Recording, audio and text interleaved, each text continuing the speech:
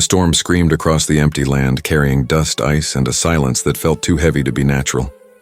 Captain Ray Walker pressed his coat closer to his chest and kept moving through the ruins of the old colony. The human outpost had been quiet for days now. No signals, no signs of life. Only whispers through the comms. Something about a ship crash, something not human. Ray was tired. His boots sank into frozen mud as he looked around the broken metal walls and shattered glass. This planet, Arcton 4, was supposed to be safe, but now it felt haunted. Then he saw her. At first, he thought it was a shadow, something small lying beside a burnt shuttle piece. But when he got closer, his breath stopped. It was a girl, maybe 17, her skin pale blue and her body shaking hard. Her clothes were torn, her hair silver like moonlight, and her eyes closed tight as if fighting a nightmare. She wasn't human. Ray knelt down. Her breathing was weak, but she was alive. Hey, can you hear me?" he said softly, checking her pulse. Her skin was cold like ice, but smooth, too smooth she didn't answer. Only a faint sound escaped her lips, a whisper that didn't sound like any Earth language. He looked around. No one, no ships, just that burning silence. Something deep inside him said he should walk away. The Interstellar Command had warned them.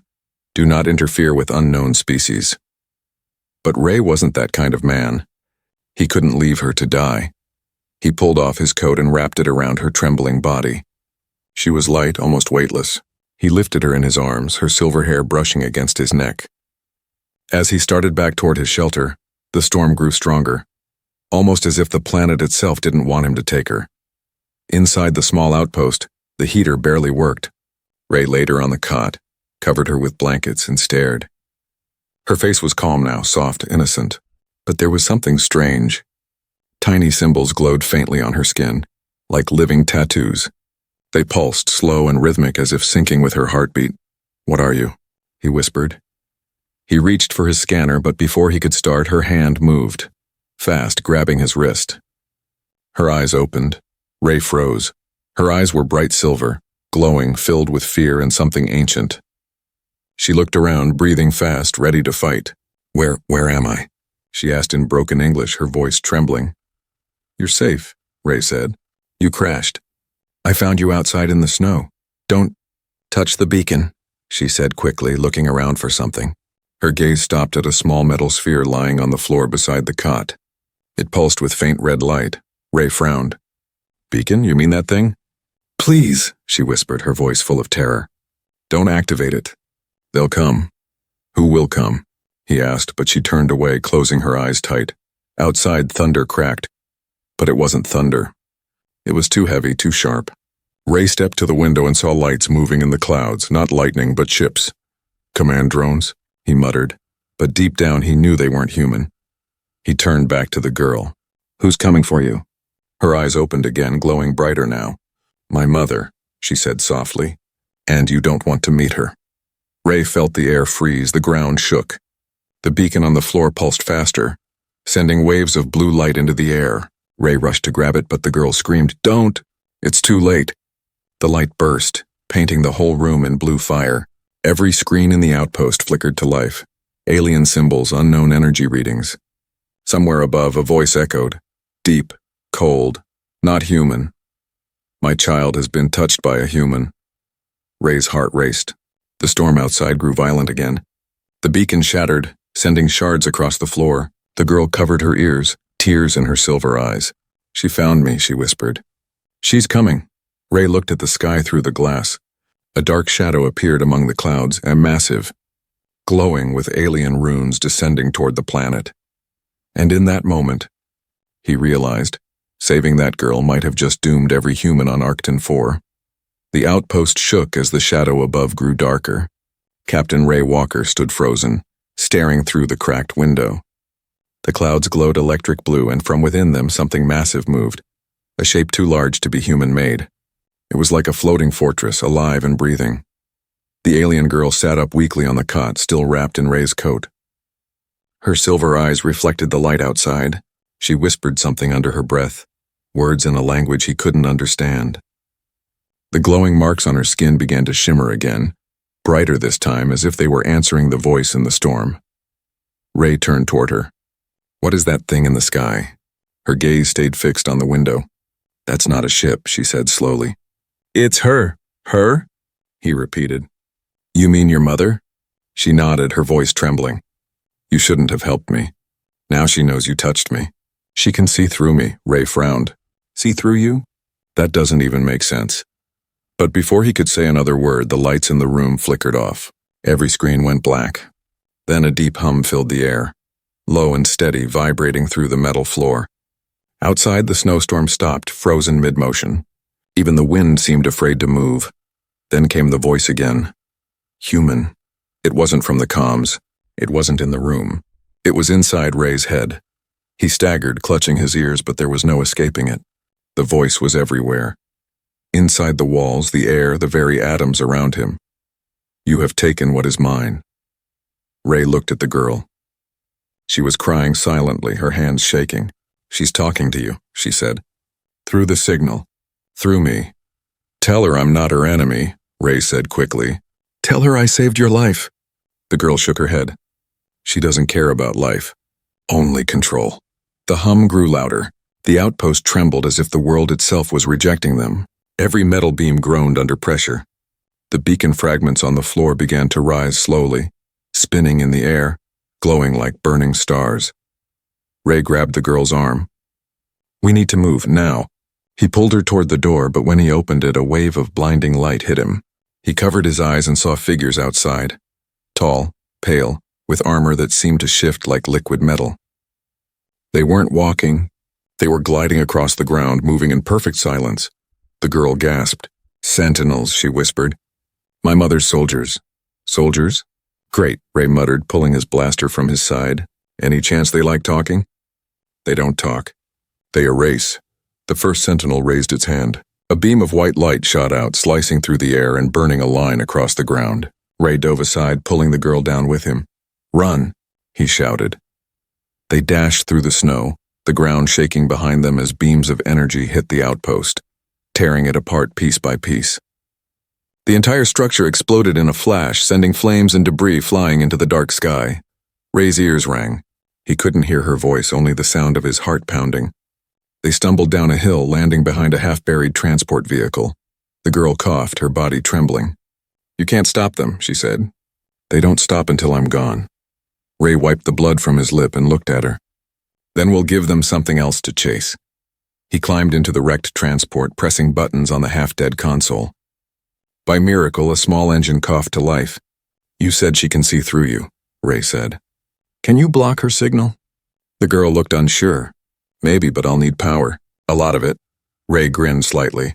"We've got a power core under the colony mines. If we reach it, maybe we can overload the field." The girl hesitated. "If we do that, she'll know where we are." "She already knows," he said simply. "Let's make it count." He slammed the controls and the old transport jerked forward, speeding through the storm. Behind them, the alien fortress lowered closer to the ground, its underside glowing like the mouth of a god. Inside the vehicle, the girl placed her hand on the control panel. Her glowing marks extended, connecting to the system. The lights flickered and the transport began moving faster than it should have been able to. Ray glanced at her. "What's your name, kid?" She looked at him with tired eyes. "Lyra. All right, Lyra, let's not die today." She smiled faintly, but it didn't last. Her eyes shifted toward the sky again. The fortress was following them, its shadow stretching over the land like a living storm.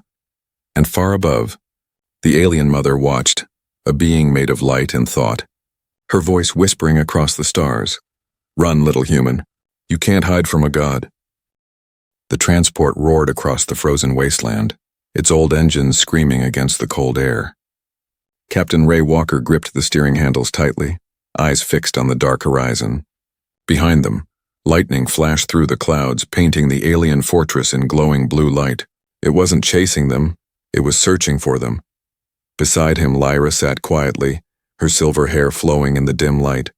Her eyes were distant, unfocused, as if she was listening to something Ray couldn't hear. "Lyra," Ray said over the noise. "What's she doing up there?" Lyra didn't answer at first. Her glowing marks pulsed faintly along her arms. "She's talking," she whispered. "To the ships, to the world. She's filling the air with her voice." Ray frowned. "I don't hear anything." You're lucky, Lyra said softly.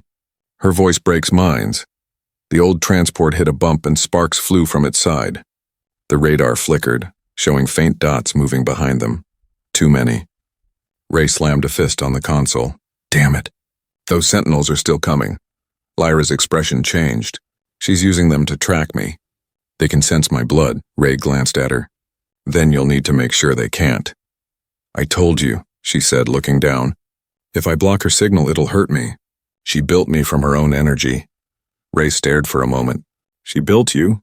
Lyra nodded weakly. I'm not born. I'm made. A piece of her. Separated. For a long moment there was silence between them except for the howl of the wind. Ray didn't know what to say. He'd seen many strange things in the galaxy, but a being made from another's essence, that was something else entirely. Then, the radio crackled. Static, then a whisper. Human. Ray froze. He turned the volume down, but the voice only grew louder, pressing into his mind. You carry my child. Return what is mine. Lyra. Ray shouted. She's in my head again.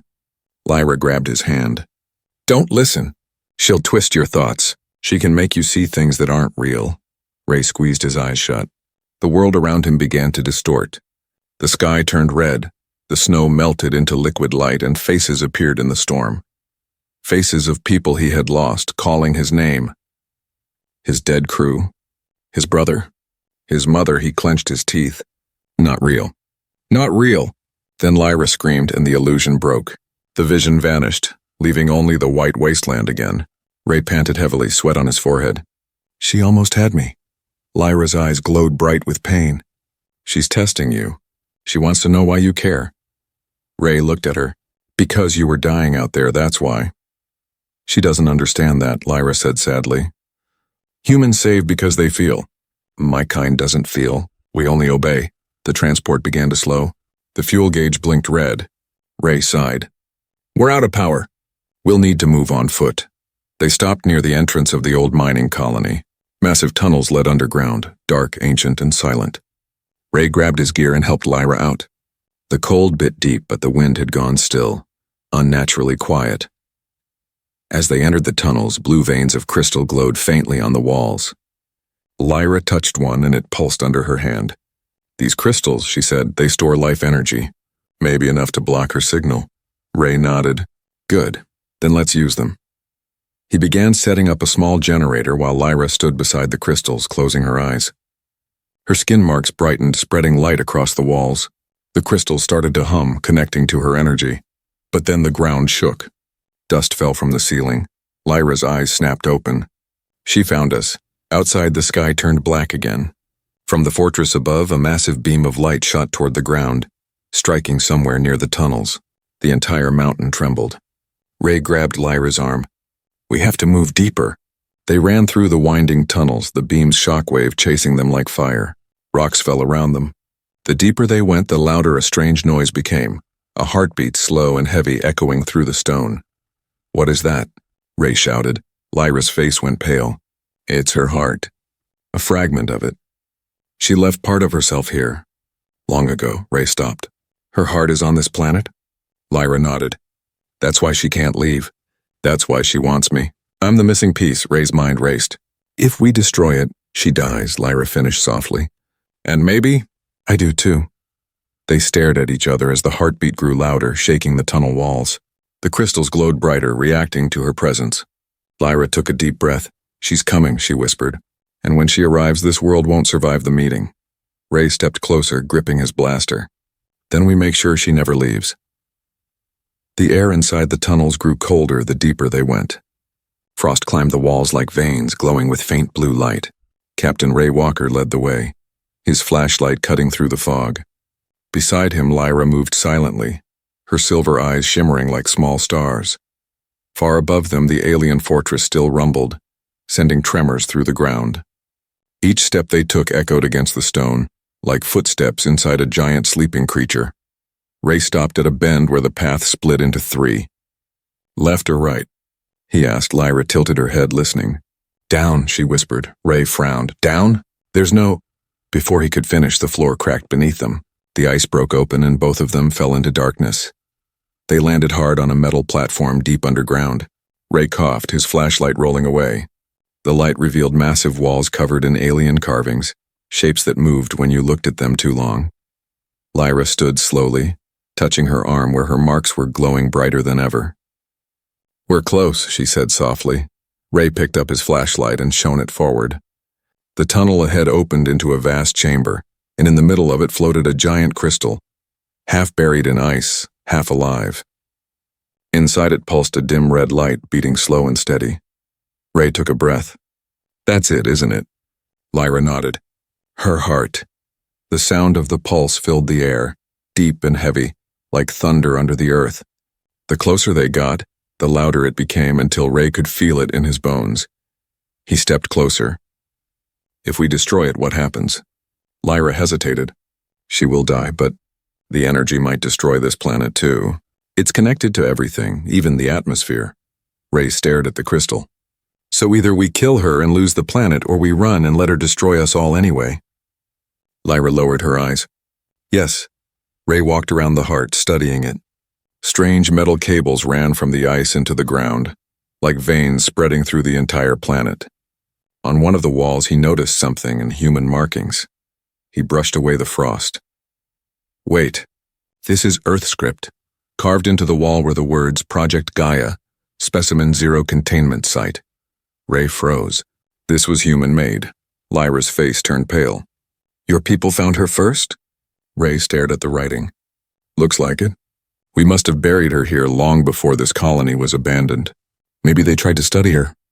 Maybe they thought they could control her." Lyra stepped closer to the heart, placing a hand on the glowing ice.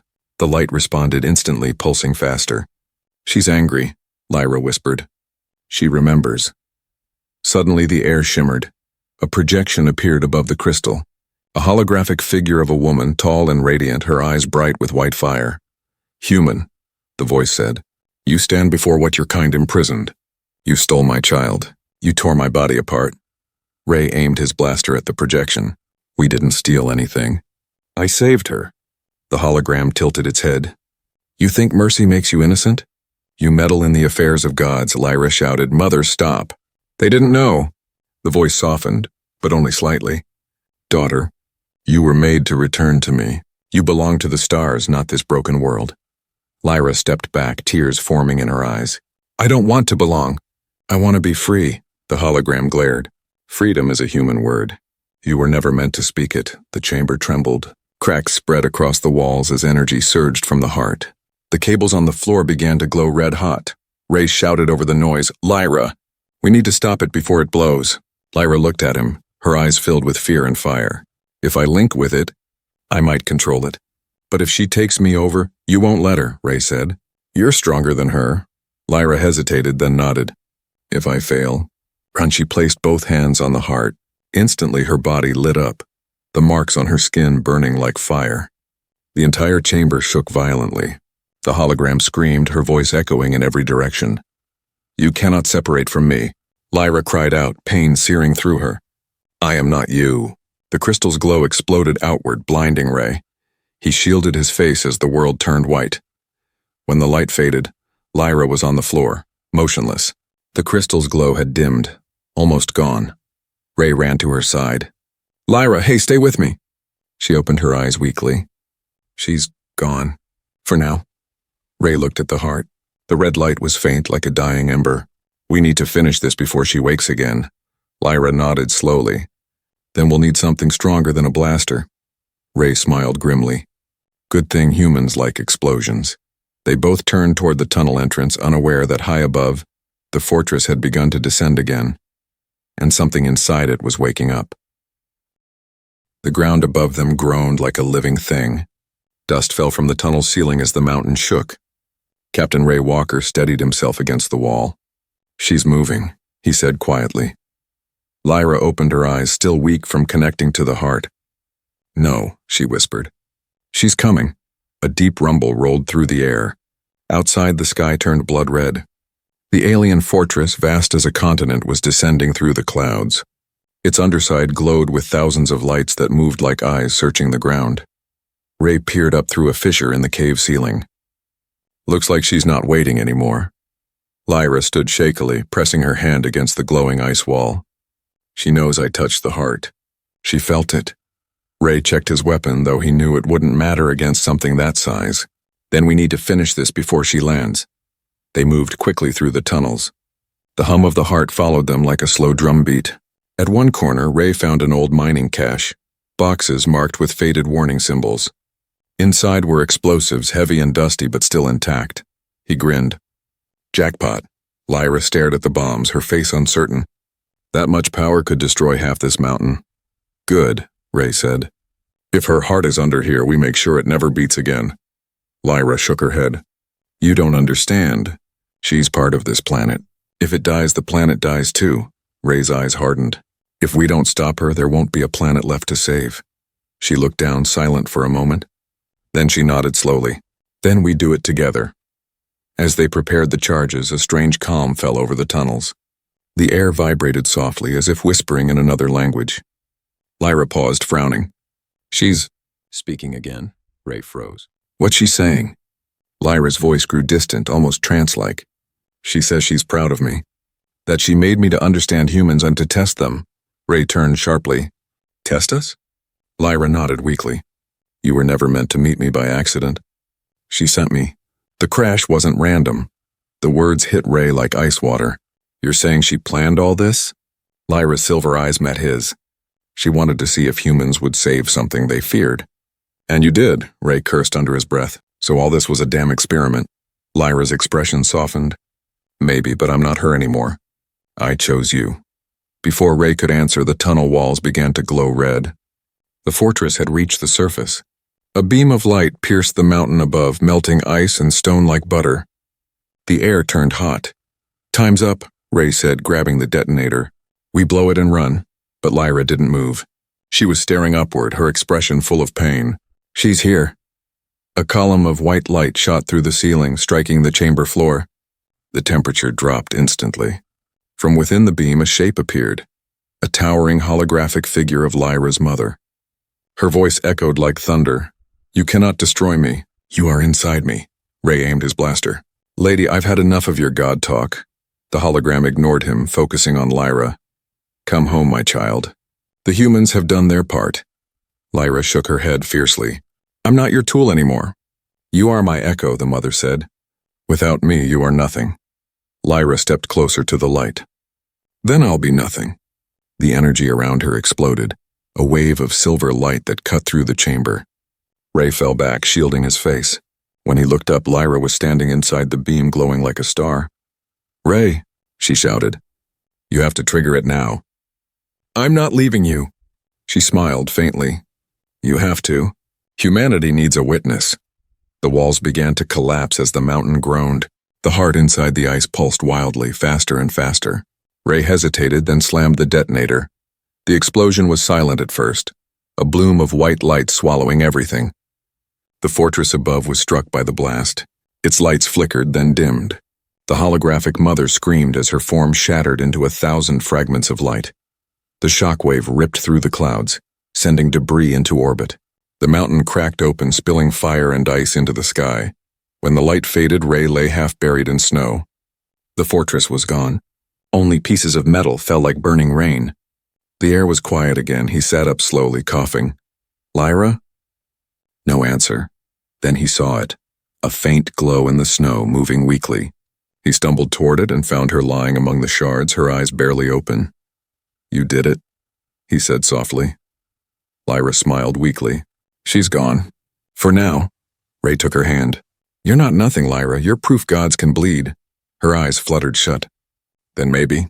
Humans are gods too. The wind carried her final words away into the silence. Ray looked up at the sky where the fortress had been. If that's true, he whispered, then it's time we learn to act like one. Far above, the stars flickered and one of them blinked back. The world was quiet again. Snow drifted from a colorless sky, covering the ruins of the mountain.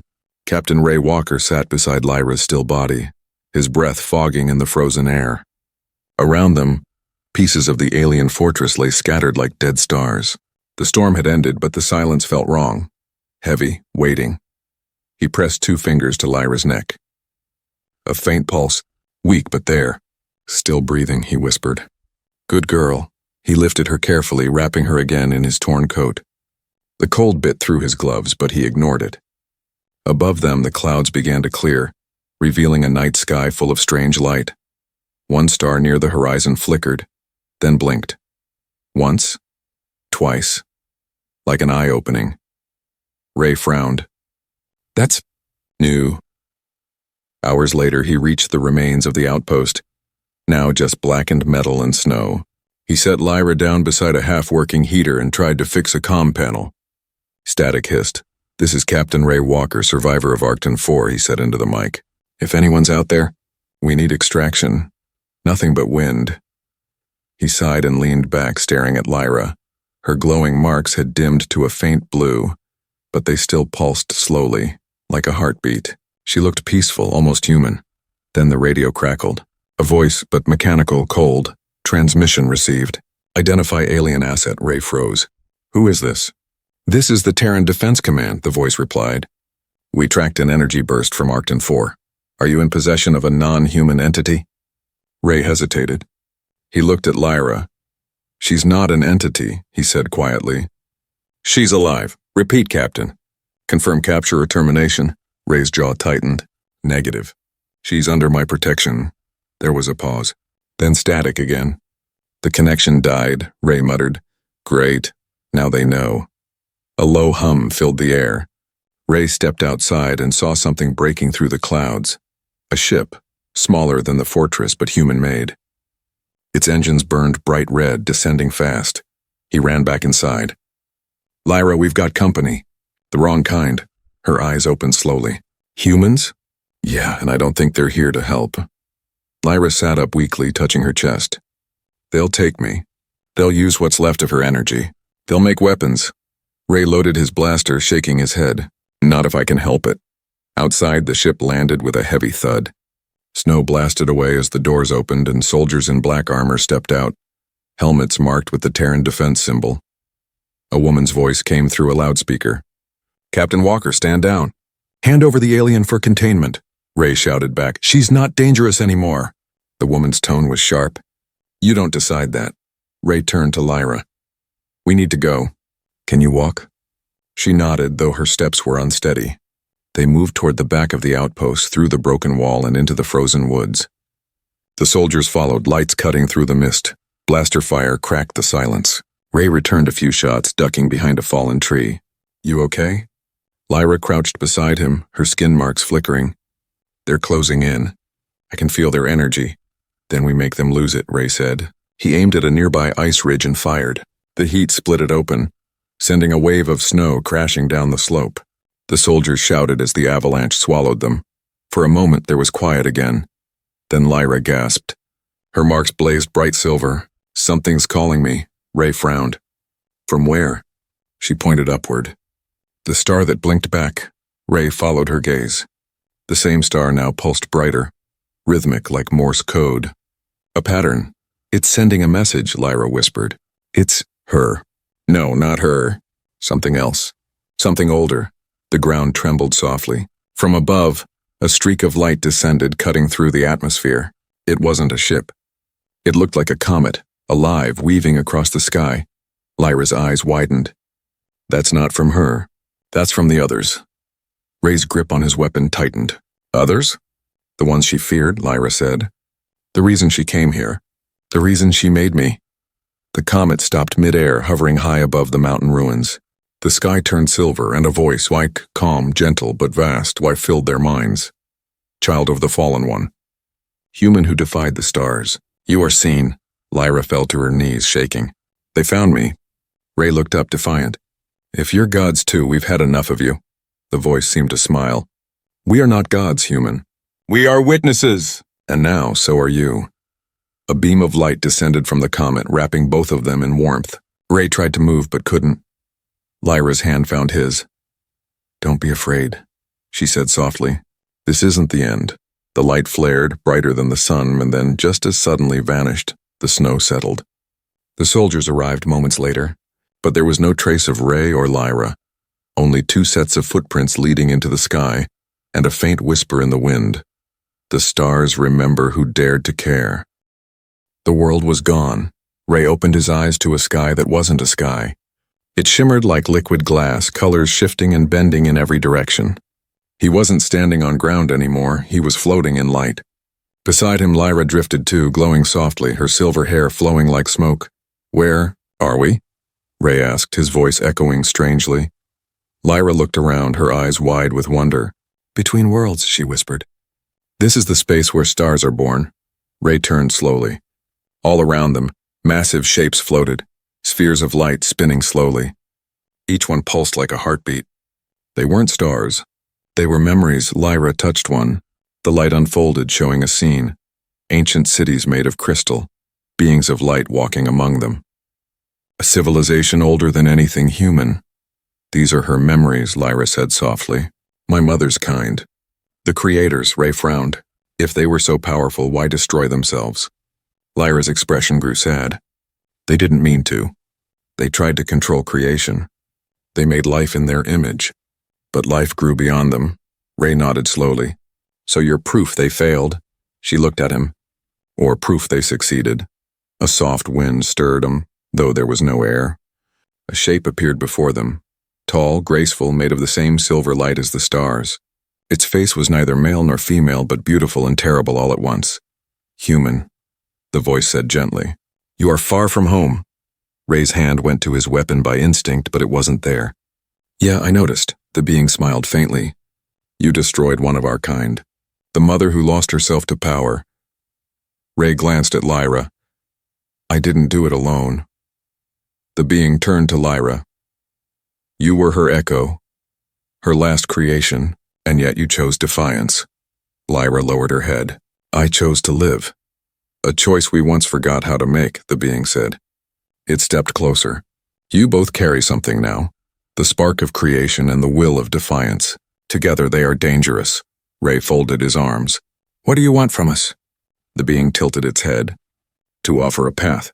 Humanity will one day reach the stars. And when you do, you'll find the ruins we left behind.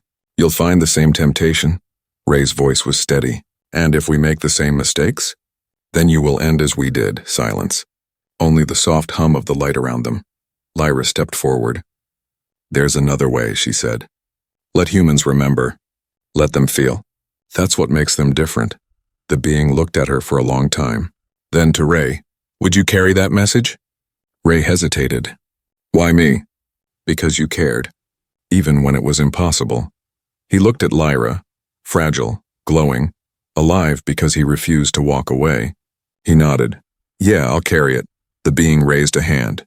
A swirl of energy gathered around them, soft, bright, warm. "Then return to your world, witness. Tell them what you saw." Lyra grabbed Ray's hand, her eyes filled with light. "Ray, if we go back, I might not survive the crossing." He shook his head. "No, we do this together," she smiled sadly. "You humans never learn when to stop fighting." Ray grinned faintly. "And that's why we win." The light consumed them. For a moment, everything disappeared. Sound, thought, even time. When Ray opened his eyes again, he was lying on a medical bed inside a human ship. Machines beeped softly around him. A doctor leaned over. "You're awake, Captain." "You were found near Arcton 4's orbit.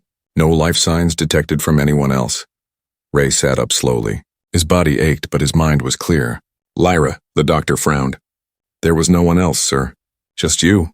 Ray looked out the window. The stars burned quietly beyond the glass. And then, there it was again. One star blinked once, twice. He smiled. "Yeah, I see you." Weeks later, back on Earth, Ray stood before the Terran Council. They wanted answers. About the fortress, the alien, the explosion. He gave them a simple report. "The entity is gone. The planet is stable. But if you find any trace of their kind again, don't study it. Don't try to own it. Learn from it."